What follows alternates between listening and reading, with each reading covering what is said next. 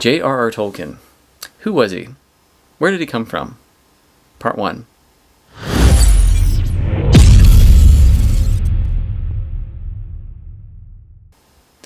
J.R.R. Tolkien was born in Bloemfontein, South Africa, okay? And it was actually known as Orange Free State. It wasn't known as South Africa at the time. His father, Arthur Tolkien, was a bank manager and got a job there, working administration and management for this bank. He also had some investments in mines there and had moved his wife, Mabel, there with him. And in 1892, they had a baby boy named J.R.R. Tolkien. Now, that's John Ronald Reuel Tolkien. John Ronald was then followed shortly thereafter by his little brother, Hilary.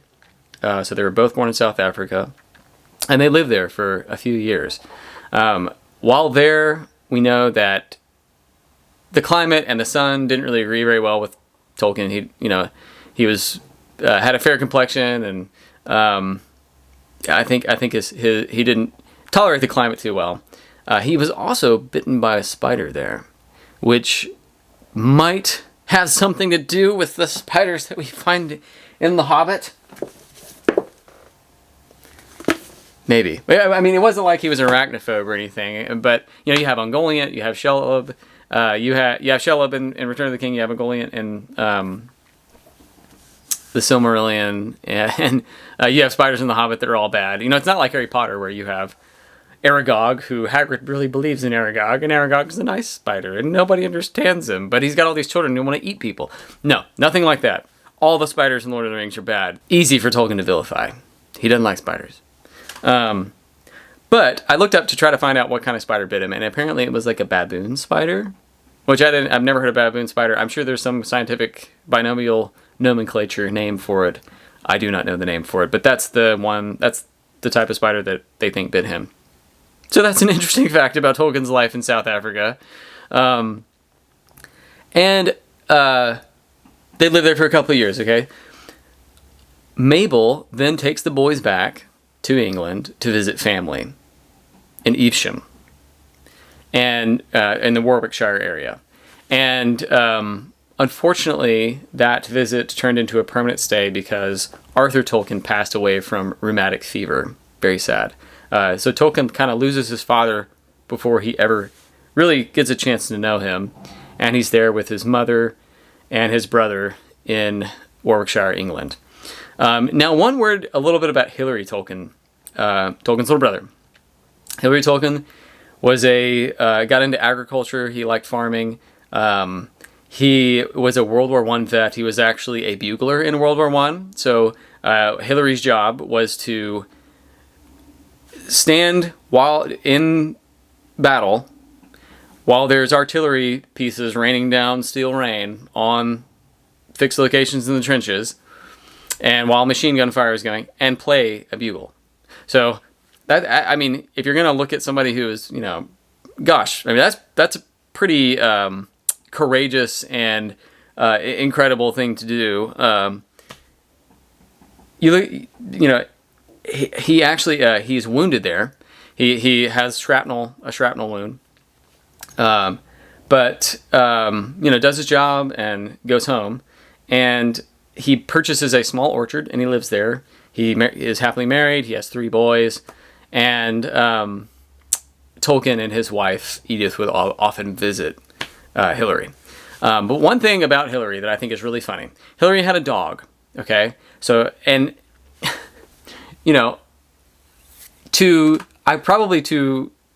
as a playful jest towards his Oxford professor, world-renowned, basically worshipped brother. People know him all over the world for his academic achievements and his novels.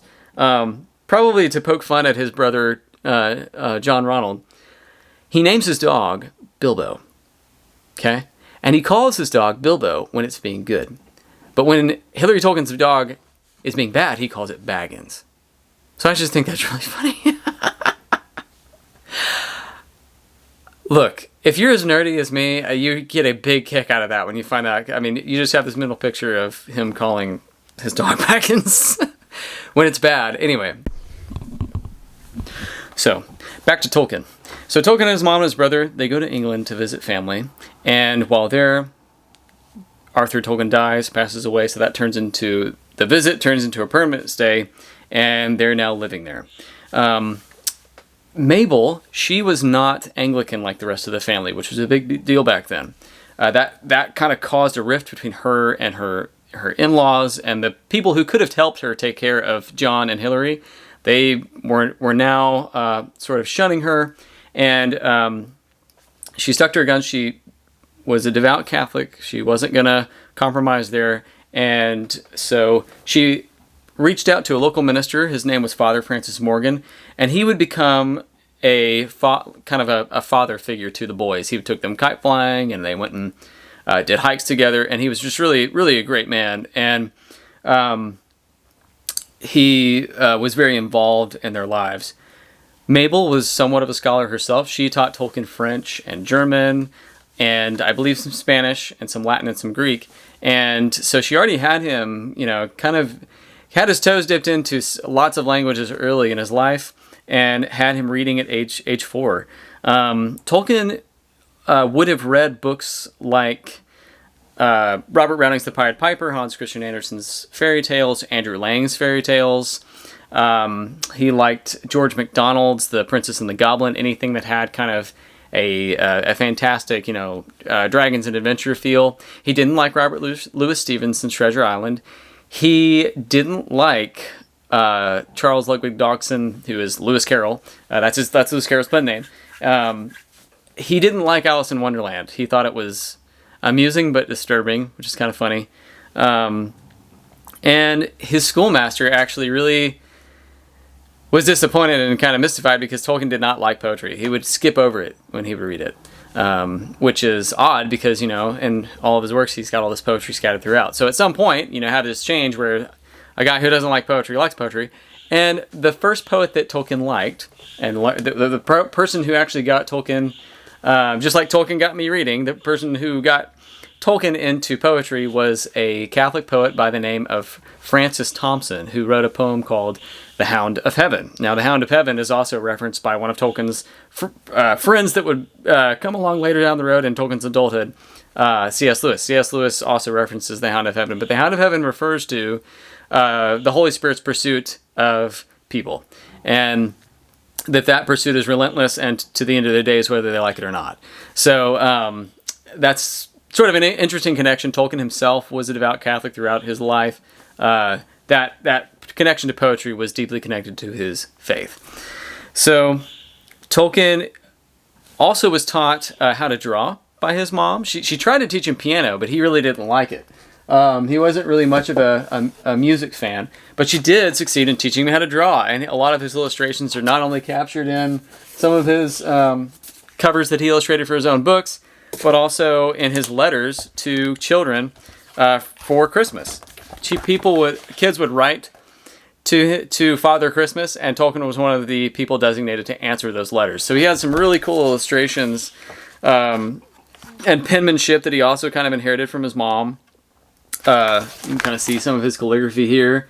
They also represent this in Lord of the Rings in some of the ways that, the calligrapher who was the artist for the film tries to match Tolkien's actual calligraphy, which is pretty cool. When Bilbo's, writing, and he lived happily ever to the end of his days, and they show that.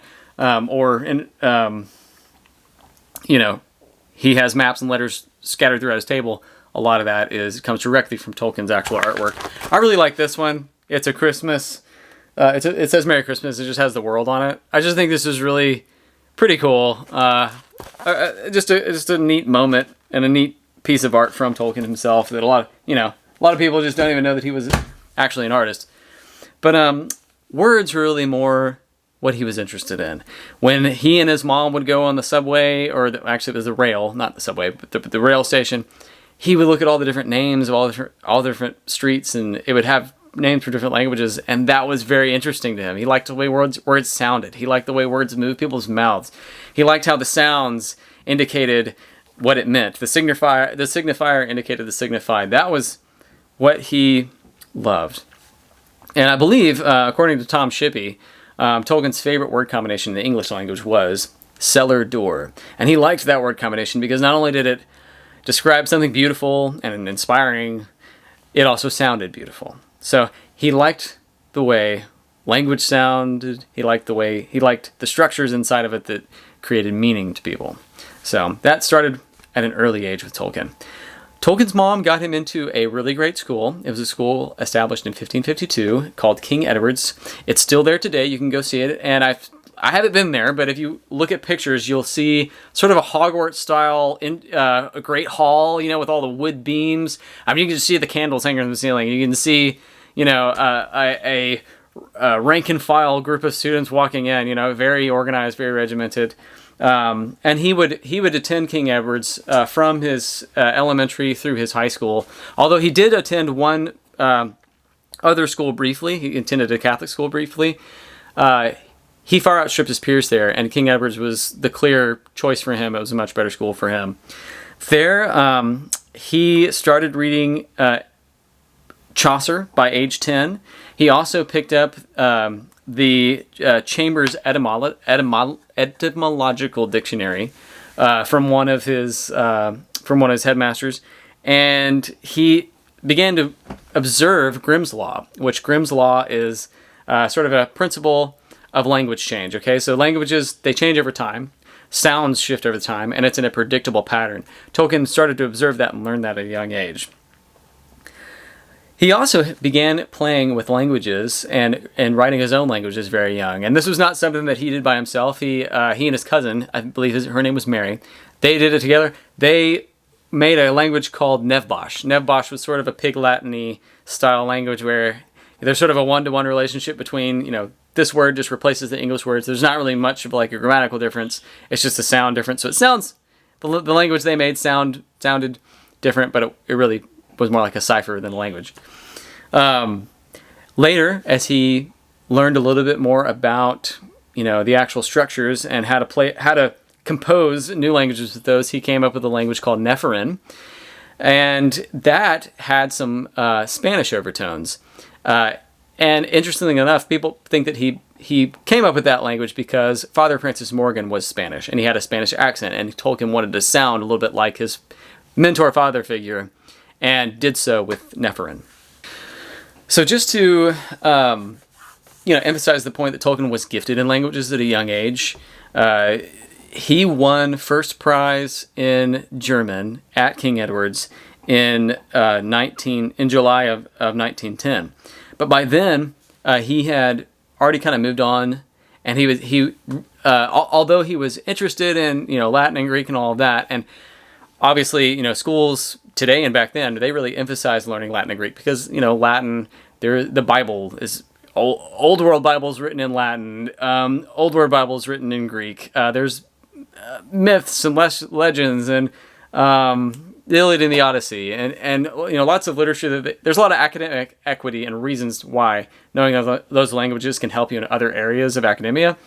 Not so for the northern languages that Tolkien was really interested in, like Anglo-Saxon, Gothic, Icelandic, Finnish. All of those languages he really wanted to know more about, and he wanted to expose the elements of history and culture that were embedded in those languages that nobody had really emphasized before. He felt that was just as important as if not more for him, than knowing Latin and Greek. So he wins the prize for German in 1910, and he picks up Joseph Wright's Gothic Primer, which was an explanation of the Gothic language. Now, one scholar, Michael Drought, and I say scholar, he's actually a Tolkien expert, Wheaton professor, is world-renowned for his Tolkien studies, and his knowledge of philology and Anglo-Saxon and everything. Michael Drout's awesome. He actually did a series called Of Sorcerers and Men, which you can find online. Actually, I don't know if they're still making it, but I know you can find it on eBay, and I think that you can find it on Amazon. And I haven't found it on Spotify or any of the digital platforms. I think you have to get it on CD. But it's a great series. Michael Drout's awesome. Michael Drought points out that the body of literature that exists in original Gothic is very small. There's a lot of words, there's a lot of phrases that are just unknown.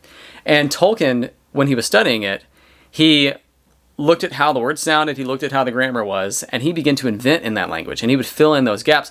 And a lot of the Gothic poetry that exists is Tolkien's poetry. So Tolkien has written more Gothic poetry than the Goths than we have remaining from the actual Gothic people, which is kind of interesting. So Tolkien wins first prize in German, and he has already moved on to learn Gothic. And while he's doing that and breaking down that language, he invited one of his friends, Christopher Wiseman, into that process.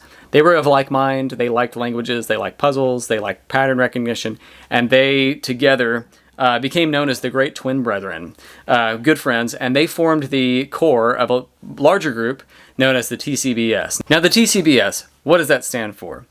This is the Tea Club and Bavarian Society. Now, it was named after a place they met called the Barrow Store. Okay, that's what it was called at the time. It's now called the Square Peg, and you can, if you look it up online, TripAdvisor will recommend it as a place that you should go visit because it's where Tolkien met with his friends when he was a boy. And I actually think there's a few people around who actually would probably go visit that. But there, they would drink tea, and they would talk about all kinds of outlandish things, other languages. They would argue. They would debate. Sometimes they would debate in Latin, and they would talk about each other's artistic ambitions. They would talk about works that they had read. They talked through Beowulf. They talked through Sir Gawain and the Green Knight. They were in plays together in school and talk about that. They all played rugby together. They just needed a place to not have to be all uptight at school and just have fun and be friends. So, the TCBS was also kind of you could think of it as sort of a reading and writing group. And this was not uncommon for people to form groups like this back then. You had men's groups like the Royal Society in London, where it's sort of these intellectually dominant gentlemen get together. They gamble. They talk about sports. They argue politics and religion, and they just need an escape from the domesticity of sophisticated European life. They're not running around trying to survive anymore. These are men in modern times, and so they still have a lot of this pent-up energy and this wildness in them, and they needed to go a place to be wild, and that was what these clubs were all about back then. You also had, the Friday Street Club, which was a 17th century club that had a lot of nostalgia. They met at a place called the Mermaid Tavern and hosted the likes of Ben Jonson and John Donne and John Keats. Or you have a place like, the early 18th century Scribblers Club with Alexander Pope and Jonathan Swift. So, in a way, Tolkien and his friends were really sort of emulating what people already did back then and form these clubs where they could just be themselves and talk about whatever they want to talk about and geek out about their interests and their eccentricities. So that's kind of, in sum, what the TCBS was. And I think a lot of people make the mistake of thinking it's just a bunch of pretentious, snobs who need to be their own little clique. They, you can only have so many good friends, and you can only maintain so many relationships. I think they were already just forming with like-minded people, and they made fun of a lot of high-minded snobbery. And you can see this in their nicknames for one another. You can see this in the letters they wrote to one another. For example, Tolkien wrote Chris Wiseman. We have a letter where Tolkien writes Chris Wiseman, and he addresses him, Chris, as Gabriel, and he signs it Beelzebub. So Tolkien's putting himself in the lowly place, and he's putting Chris Wiseman in the high place because they disagreed about religion. So they had these funny nicknames. Also, they would talk in old archaisms, like when Rob Gilson, one of Tolkien's great friends in the TCBS, he wrote him a letter inviting him to come stay at his house, and instead of just saying, hey, you sending him a normal invitation, would you like to come over at this time and place, he would say things like, will you be staying with us under our great ancestral hearth? Or will you be making use of our roof tree? So they would kind of have fun with things that they had read in older works of fiction and, use them, replace commonplace words and phrases with those as sort of a inside joke. They also played rugby together. And Tolkien, although he was slight and kind of, not a very big person, he earned a reputation for speed and determination on the rugby field. And Chris Wiseman, who played on the team, he was called the Prime Minister on the field. So Tolkien's nickname was actually the Secretary, which I think is kind of funny. It was because of his involvement in the TCBS. The TCBS consisted of J.R.R. Tolkien, Chris Wiseman, Rob Gilson, G.B. Smith, and T.K. Barnsley. Together, they comprised the TCBS. So Tolkien played rugby. There's some really cool old photographs of him with other guys at the who went to King Edward's on the rugby pitch in their uniforms. They're very Victorian and nostalgic looking. And he broke his nose and lacerated his tongue. And some people say that he kind of speaks with a mumble for the rest of his life because I think he bit through his tongue on the rugby pitch. But he didn't get out of rugby without sort of geekifying it / Greekifying it. Tolkien's first publication was in the King Edward School Chronicle, and it was entitled The Battle of the Eastern Field, and I'm going to read it to you.